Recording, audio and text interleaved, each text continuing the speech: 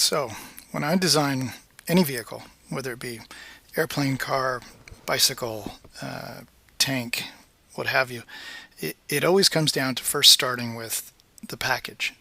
And what I mean by that, this is going to lead into the design topics that I'll cover next, but this is going to really be how to build up the concept. And so when I start to build up the concept, it's all about where does the stuff go and how does it work before I worry about styling. Of course, it influences the styling because you're impacting the proportion and the stance and the overall scale of the object. But if you want to get a believability to it, for me, it's all about packaging. And this is, I think, a nice photographic example of packaging not only a person here, person and engine are packaged here as sort of one unit, let's say, as a mass, and then, right, what goes into making up the wings, right, and what's under the skin. So before I worry about what does the skin look like, I start with where does the stuff go. And so I'm going to run through a couple of photographs here talking about packaging and how you package where the people are, the engine, etc. And then we're going to go into some quick examples of how to apply that package, and then we'll talk about skinning it and styling it. So this would be another nice example of a package where you can see there's really nothing going on here at the back except, right, you need an extension to hold the tail. Here's a nice old aircraft seat, and again, whether you're working interiors, exteriors, it's about understanding the relationship, especially with vehicles, the relationship of the human body to the rest of the object. So there's a seat, a little bit out of frame in this case, but it was really taking a shot of all this control tech, all the toggles and switches and buttons and levers and the yoke for flying this old aircraft. But it's everything here, whether it's the orientation of the gauge faces and where they're oriented to the pilot, right? These are oriented back this direction to where the person's sitting, the pilot. These are oriented up. These you can still see. And, and then you've got to see out the window. So it all is built around the person. Same if we do a race car, right? Here's where the person sits. That dictates the scale and the size of this opening. And then, what is the relationship and the size of a person in relationship to the wheels? And then what's the wheelbase? And so it's setting up what's, commonly termed your hard points. And the hard points are things that functionally cannot move. So that would be things like, we need wheels. The wheels are maybe because it's a rule book even, a certain wheelbase. Maybe the car can't be over a certain width. And, then the rest of it, again, comes down to function in the case of a race car. So car, of course, because you're worried about downforce at the front, downforce at the back with the two wings, right? Roll bar to protect in the case of a rollover. So there's a certain height above the driver's head, but the driver can't go so low that they can't see. So you really, for me, starting with the package is the key. Where's the driver? Where does he look? What's the roll bar? Then there's some flexibility to go in and theme and skin that object. So again, where's the pilot going to be? If his head is here, then he looks out these windows. I need to provide good optics because it's a fighter jet. Where do they get in? This thing needs to have some part lines on it, so I can either, does this slide back? Does it hinge up? Right, those are all packaging considerations. Again, back to another shot of this top view of from the Indy race. The wheels need to go up and down, so there needs to be a notch cut out for those. They need to turn, so they need clearance here. So when a wheel turns, right. So the better your understanding of these packaging, the more, again, coming back to believability. But I think it really frees you up later when you invent your own vehicles to be more creative with where you package these things. And so I think you can create very fun and fanciful vehicles that it sort of gives you a reason to put things in certain places, right? It has to have an engine, has suspension, right? Has a gearbox. The object, there's the cross section of a rear wing, right? How does that work? Well, it's an upside down airplane wing, right? That's actually creating downforce to keep the back of the car on the ground at high speeds. and so how a hub works, etc. So this really, I think, for me, is where it all starts. So starts with the package, starts with a deeper understanding of the package. A motorcycle is a really nice example. There's no skin to contain it, so it's a very visible example of packaging, and that it doesn't get covered with a skin, so you still see the suspension and the wheels and the engine, the handlebars, the steering mechanism, the shock absorbers, the headlight, and it's really how you choose to arrange those elements that give, at the very first read or the first look at a vehicle, gives it its character. And so by packaging this thing into a shorter wheelbase, maybe a taller configuration, we take all the same things like an engine and two wheels and handlebars and a seat and a gas tank, we can end up with an off-road bike versus, this stylized chopper. Also, what's crucial especially in doing things like motorcycles and bicycles, is getting the proportions correct so that when we look at the vehicle, we can visualize ourselves on this vehicle, and that if my ass is sitting right here, okay, my foot's got to go there, and then if I'm sitting there like that, then yeah, I could reach out and grab these handlebars, right? Whereas if you get this wrong in the package and you put the handlebars too far forward, it's not going to look like the human body can fit on your vehicle. So when you sort of understand fully the package, where the hard points have to go and they shouldn't move, then you can get into containing those elements. So I'll run a couple slides here about how to contain things. And sort of that next step is into the skin, right? And the skin is going to be what has to cover in the case of an airplane, right? You don't want to fly like this with your landing gear open. It's not going to be very aerodynamic, and it's going to slow you down. So something needs to skin, right? All of this equipment, all this landing gear has to have, right, and has to fit up into this area. So once it has to fit up inside there, that dictates that, right, the package essentially drives that there be a bunch of pivot points and hinges so the thing can collapse to go back up inside. And then there has to be control arms, actuators, things like that that can open the skin to allow the landing gear to come out. So first understanding of the package, that there needs to be some landing gear, has to go somewhere.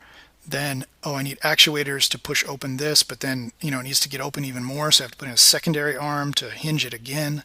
So, there's a lot of stuff to design there. And, if it wasn't for the function of this thing opening, there wouldn't be much to look at right here in the case of that design. And that becomes really fun stuff to figure out and engineer and, again, provide realism. So here's a nice example of a simple package, right? We have engine at the back, at this case, pilot, cockpit here, some control surfaces, but then you can see that there's a lot more creativity and reinterpreting the classic old biplane wing configurations into something, right, which to most people will look much more futuristic. But it's really now about the skin. So we don't see all the exposed mechanism, we don't see all the rest of it, but it is covering where you chose to put those hard points, i.e. the engine, the cockpit, things of that nature. Here's another example. This thing has to do, its skin actually has function. In addition to being aerodynamic, it actually is a water plane, and it can land on water, and so it's got this planing surface here so it can get up and plane and get out of the water. All the engines now are contained and in a functional skin. And a lot of times the beautifully engineered functional skins are quite attractive. So take example here. This is a nice enclosure that covers the engine, but then you still need access to certain areas, so that drives a little access panel. So really now it's about containing your package. You packaged where the person and the pilot goes. You packaged where the engine is, what size the engine is. Is it a prop plane? Is it a jet plane? And now you need to skin it. And that sort of takes us to the next step. Here's an example of not only packaging and covering, engines and pilots, but packaging and covering things like lights. It's a nice example, a little bit of a blurry photo, but packaging, and right, we put the engine someplace of a certain size and scale, and now we need to put a skin around it. And another nice example next to this bigger plane, but again, you decide, and usually, of course, your package is driven by performance almost entirely. It's driven by the balance, right, of the center of gravity, or in the case of a submarine or a blimp or something, the center of buoyancy, and getting that balance just right will lead us into the next chapter where we really focus in on silhouette, proportion, and stance. And this is kind of a nice example to talk about that, where we see the airplanes really, they're not, we usually don't worry about the stance of a plane when it's on the ground. It's really the right orientation we worry about when it's in the air. But you do need to get it off the ground enough so that it can land without the propeller hitting the ground. So that requires a certain length of landing gear. If you want to do a huge propeller, you're going to need to have really long landing gear, which might make it look really funny and awkward on the ground. But you find your position of how many people do you have to package, how much luggage do you need to carry, how much fuel, how big is the engine, right? And then you can start to style and skin that object. So for me, the biggest or the most fun part, I think, it's all fun, of course. It's all, especially if you're doing video game vehicles, it's all just playtime. But in designing toys, that one of the most original first steps, where you can ensure innovation and originality and a fresh configuration to your vehicle, is to play with the package. So the whole point here is to illustrate through study and observation what makes up a package and just being cognizant that it exists, and then start to play with it. Engine size, engine placement, wing placement, where you put the people, what's the function of the vehicle, and can that drive a different package? So we're going to move into some examples and look at some drawings and renderings of putting the package first.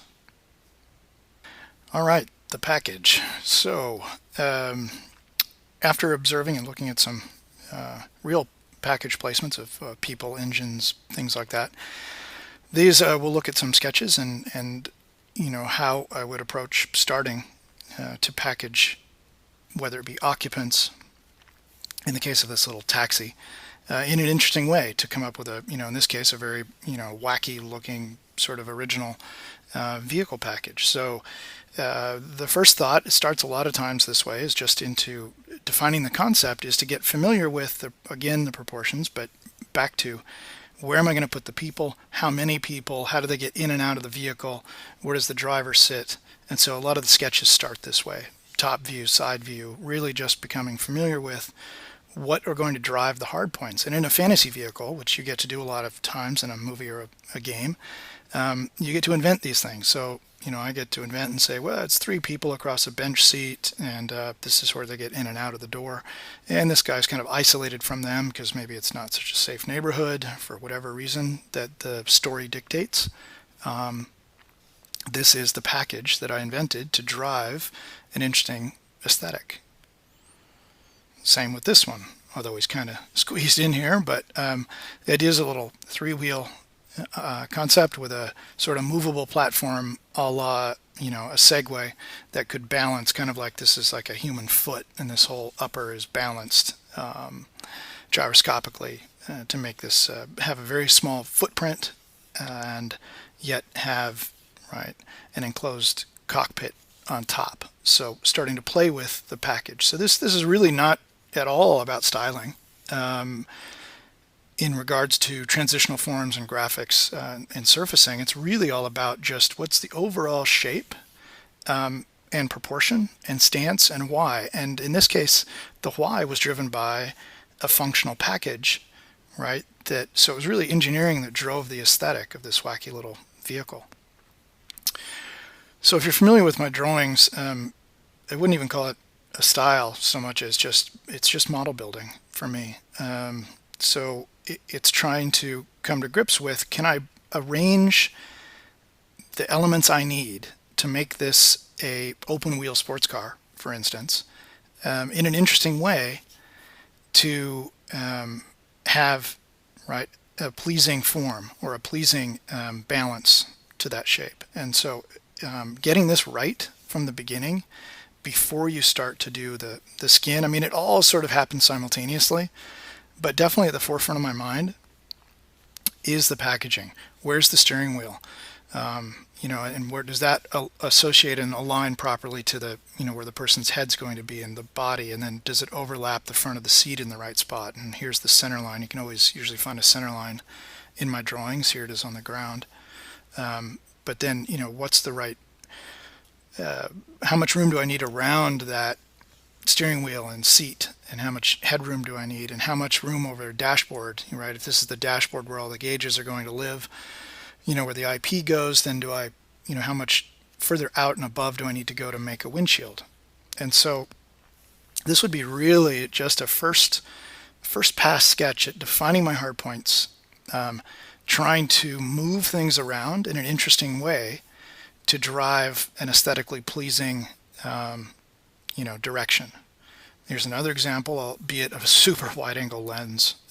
But again, trying to think about, what's inside. These are not exactly the same vehicle, but so whether I'm packaging an interior or packaging everything, in this case of like a sort of odd looking high ground clearance F1 inspired vehicle with some exposed shock absorbers there, just because they're fun to watch from the cockpit.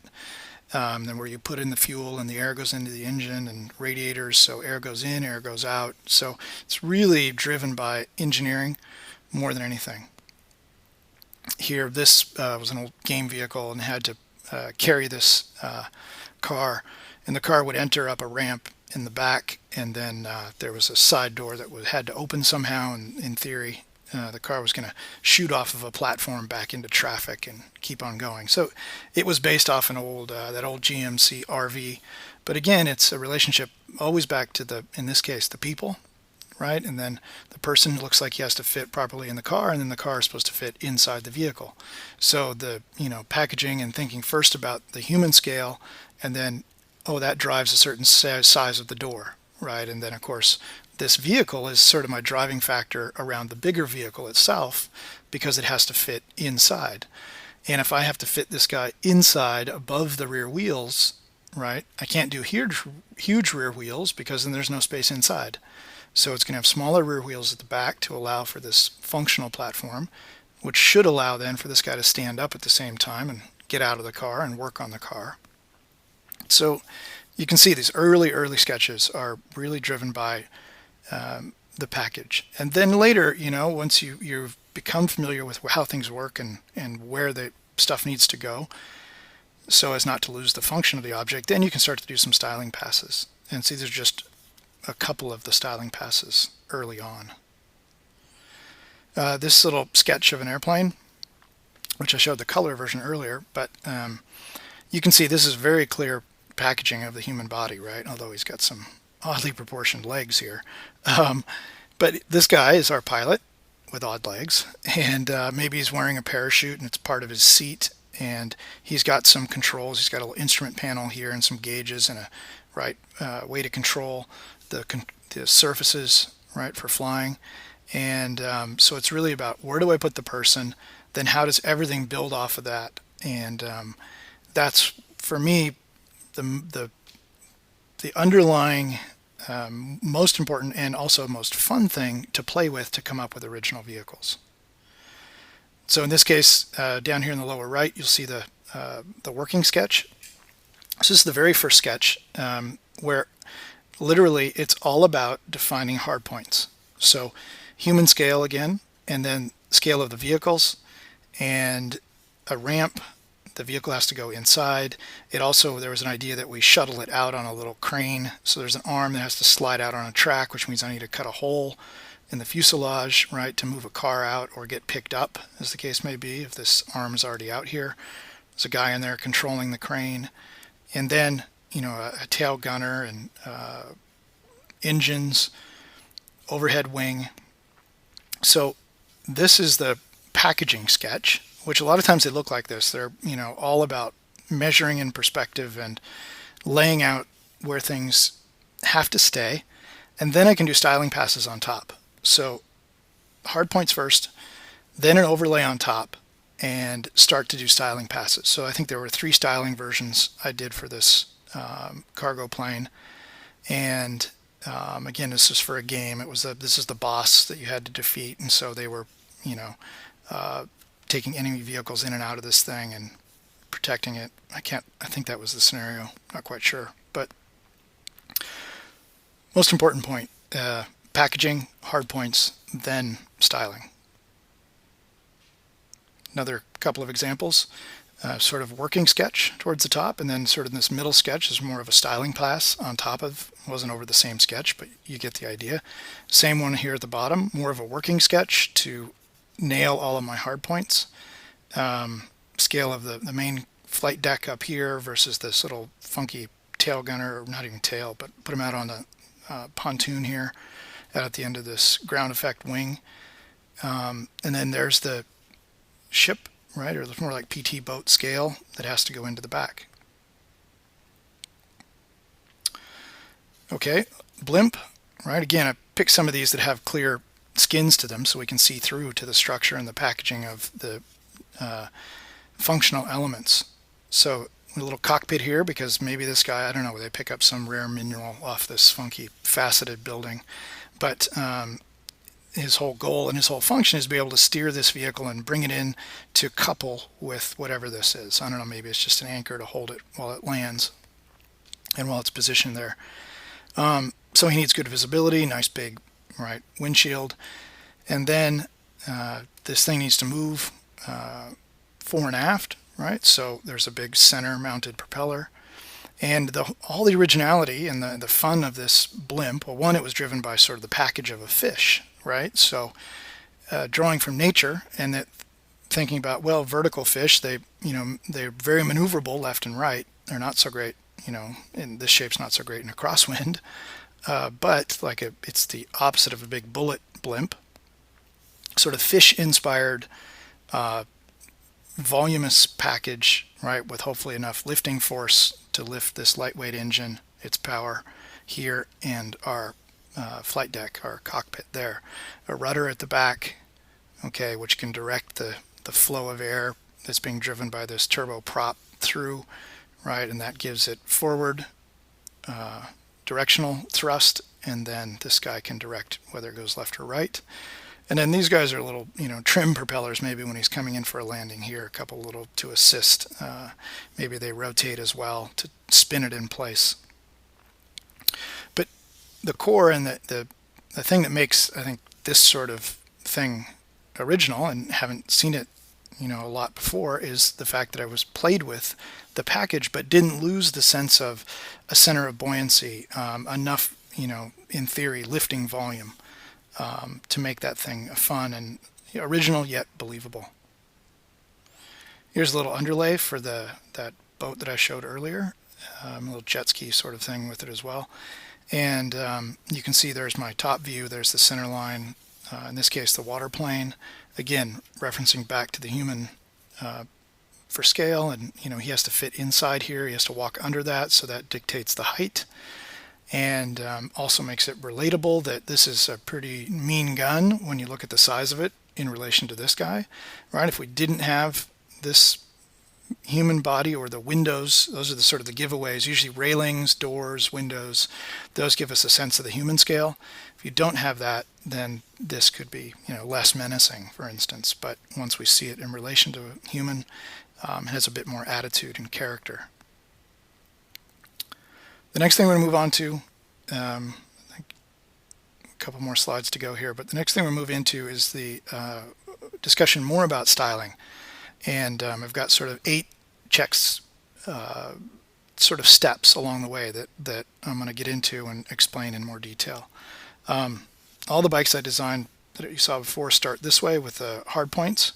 So I decide on the wheelbase, I decide on where the rider's seat needs to go, handlebar height, distance from the seat, distance above the wheel, also axle angles, points of rotation for the suspension to work. And once I have those hard points, then I can go in and do any of the styling that I like. As long as I keep the hard points in the same place, I know the vehicle's going to work. In this case, the vehicle's a bike.